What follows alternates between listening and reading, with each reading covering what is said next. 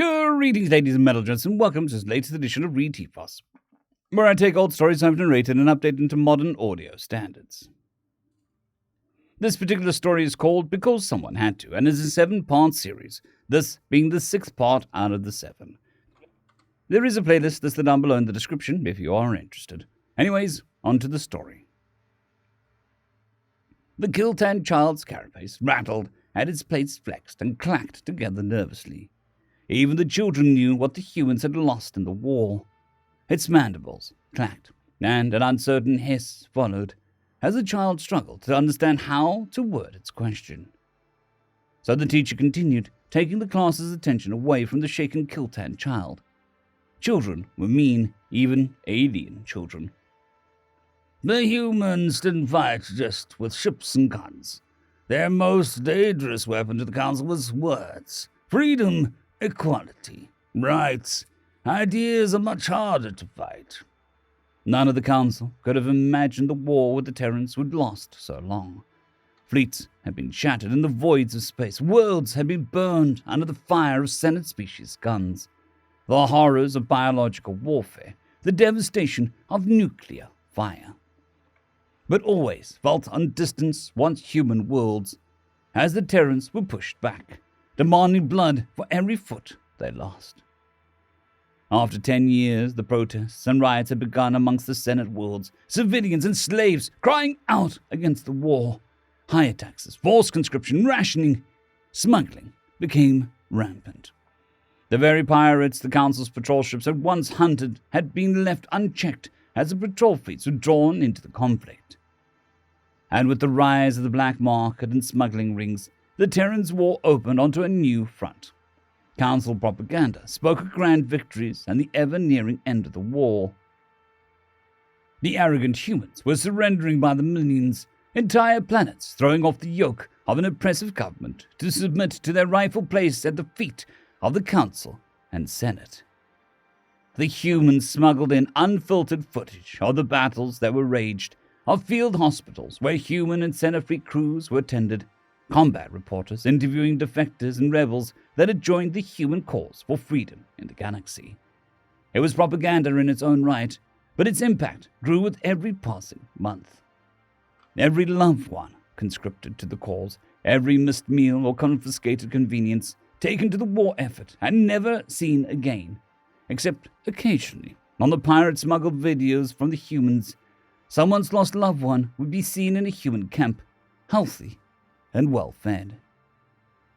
Comprehensive lists of the names of the fates of the POWs, a fleeting glimpse of the missed loved ones in one of the human prison camps, receiving medical treatment, allowances for religious or cultural requests. And, as protests escalated, teams of humans and their growing list of allies were smuggled into council space. They embedded into the local scene and began instructing civilians on how to be heard by their leaders. And when the executions of the most outspoken began, how to fight back. The Council's war effort suddenly found itself torn between the costly battles against the humans and the sapping of available manpower as once loyal planets needed ever-enlarging garrisons to keep the slaves and civilians in check. The first true rebellions began 20 years into the conflict, with the assassination of a sector administrator and his aides. In what proved later to be a fatal mistake, the Council launched a kinetic bombardment on the capital where the assassination took place. Millions of civilians were killed in a bid to cow the growing unrest. It failed. The captain sat in a larger chamber of the cave system turned headquarters of the Furuta Rebellion. The planet Furuta Prime was the anchor world of one of the Council's largest dedicated military shipyards.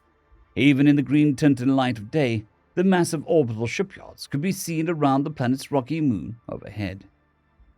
There were only 20 humans on the planet, special forces operatives embedded to assist the local rebel movement, in an entirely advisory role.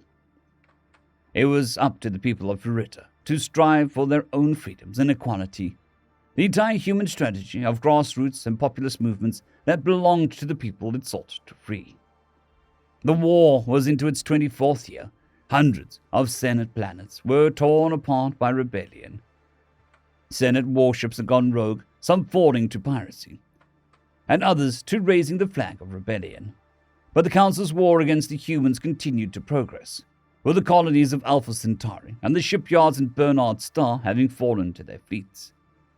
Humanity had held the advantage of quality. Their crews were both better trained and dedicated to the cause, their leaders more adaptable and inventive.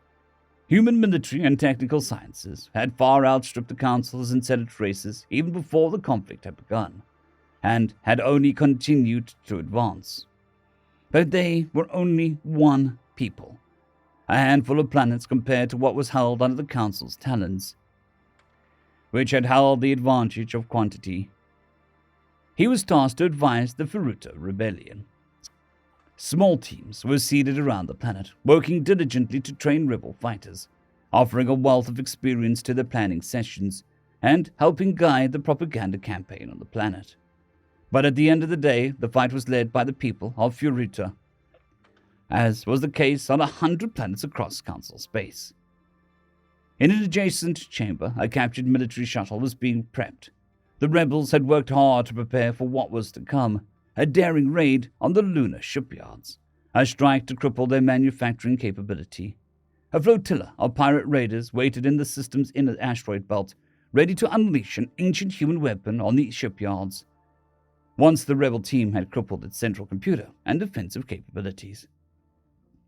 Fire ships, a dozen old cargo ships stripped of all unnecessary systems to make room for explosives and thousands of tons of stone, engines and power plants overclocked and prows covered in thick slabs of crude armor. As the rebel team ready to board, though, they were stopped. The captain could see what transpired from where he sat and watched with uncharacteristic focus. Screens around the command center were displaying a recorded council broadcast. They had become increasingly common over the years, especially following anything that could be spun as a victory against the Terran military. It was the third time it had played that day. Every 3 hours, every linked monitor on every planet in the Council space surely showed the same thing. He hadn't spoken much since the first time it had aired. He hadn't moved from where he sat, simply watching the message. His sergeant had been the first to shake it off, a smile, a half-hearted comment about propaganda and doctored footage. But like the other 2 soldiers under his command, something was gone from the sergeant's eyes. He had smiled and clapped the local rebel leaders on the shoulders, urging them back to work. He had gathered the other 2 humans in a bunker and had spoken with them. And the captain had sat there, watching the video. The sergeant had spoken to him next, a simple request. He had barely heard what the man had asked, but it couldn't have been anything else. Deployment orders. The sergeant had understood, of course. The captain couldn't go. The rebel command still needed him, after all. He was a good man and would do his duty.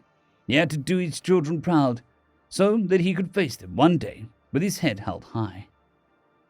The captain had nodded, and the sergeant had departed, 2 young soldiers in his wake. None had looked back at those monitors, and had simply prepared for the mission. At the shuttle, the Kultan soldier that was stopped by a sergeant who slapped the large insectoid ex-slave on its thick carapaced shoulder. All what passed as to the best of human conception. He spoke to the rebel team, and the 2 others had slowly stepped out of line to make room for the 2 human soldiers. The sergeant spoke to the group and handed something to the Kultan, and then they boarded the ship. The ramp closed, the engine spooled up, and it was gone. The captain watched it go, watched the rebel soldiers approach, the Kultan carrying an odd green object in one of its primary manipulators. He watched everything but the monitors as the council message replayed. The Kultan came to the captain, secondary manipulator scratching its carapaced underbelly uncertainly, before it held up the odd object up for the captain to see, an ancient style of military flashlight, a simple battery-operated plastic thing. The illuminator jutting out from the body at a right angle. The Kultan spoke in a series of clicks and subdued squeals, which were processed and translated by the captain's earpiece. "Captain, what is this?" "My flashlight, soldier. The sergeant calls them torches." "Why did you give me this? Kultan can see in the dark, sir." The captain was quiet for a moment. his mind slowly crawling its way from the precipice. Why had the sergeant given up his flashlight to the kill-tan soldier and then clicked it?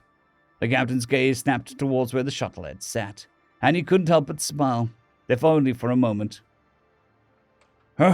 Passing the torch. That asshat.